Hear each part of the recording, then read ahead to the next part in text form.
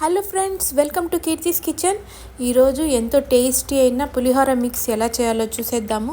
రండి వీడియోలోకి వెళ్దాం. ముందుగా దీనికి ఒక మసాలా మిక్స్ అయితే తయారు చేయాలి. ముందుగా ప్యాన్ పెట్టుకొని ఇక్కడ 3 టేబుల్ స్పూన్ వరకు శనగపప్పును వేసుకొని 1 నిమిషం పాటు బాగా వేపుకోవాలి.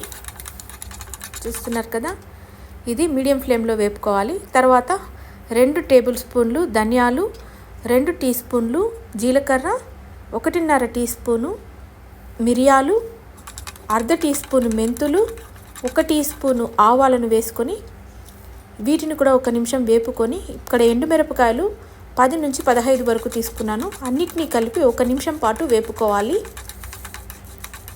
ఇది మంచి సువాసన వచ్చే వరకు బాగా వేపుకోవాలండి.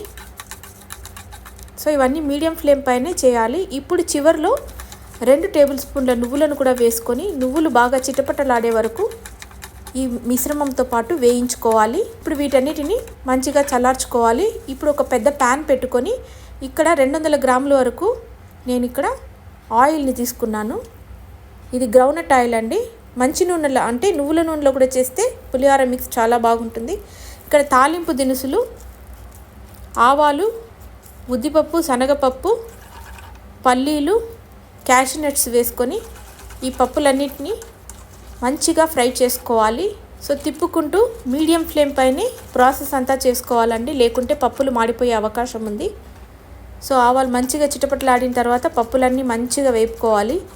ఈ తాలింపులోనే టేస్ట్ అంతా ఉందండి. తాలింపు ఎట్టి పరిస్థితుల్లో మాడకూడదు. మీడియం ఫ్లేమ్లో అన్నీ సెట్ చేసుకొని నిదానంగా చేసుకోవాలి. ఇప్పుడు ఎండుమిరపకాయలను కూడా ఇక్కడ తుంచి వేసుకున్నాను. సో వేపుకున్న తర్వాత ఇప్పుడు పచ్చిమిరపకాయలను స్లిట్ చేసి వేసుకొని వెంటనే కరివేపాకును కూడా 1/2 కప్పు వరకు వేసేసుకొని ఆయిల్లోనే మనం ఇప్పుడు పసుపు పొడి, ఇంగువను కూడా వేసేసుకొని మంచి అరోమా వచ్చే వరకు వేపుకోవాలి. సో ఇప్పుడు మంచి సువాసన అయితే వచ్చేసింది. ఇప్పుడు మనం చింతపండును 200 గ్రాముల చింతపండును నేను ఇక్కడ హాట్ వాటర్లో నానబెట్టుకొని చింతపండు ఎక్స్ట్రాక్ట్ని తీసుకున్నాను. సో వేసేసుకొని వెంటనే తగినంత సాల్ట్ అంటే 2 టేబుల్ స్పూన్ల వరకు సాల్ట్ని వేసుకున్నాను. సో వేసుకొని మూత పెట్టి ఆయిల్ బాగా పైకి సపరేట్ అయ్యే వరకు మనం సిమ్మర్లో ఉడికించుకోవాలండి. తర్వాత జాగరీని కూడా వేసుకొని 2 నిమిషాలు మూత పెట్టి ఉడికిస్తే అంతేనండి, పులిహోర రెడీ అయిపోయింది. ఇప్పుడు ముందుగా సిద్ధం చేసుకున్న మసాలాలను పౌడర్ చేసుకొని ఇక్కడ 2 టేబుల్ స్పూన్ల వరకు ఆ యొక్క పులిహోర మిక్స్ వేసేసుకొని కలుపుకొని స్టోర్ చేసుకుంటే రెడీ అయిపోయింది. ఇది 3 మంత్స్ వరకు ఫ్రిడ్జ్లో స్టోర్ చేసుకోవచ్చు. ఈ వీడియో మీకు నచ్చినట్లయితే సబ్స్క్రైబ్ చేసుకోండి. Thank you for watching.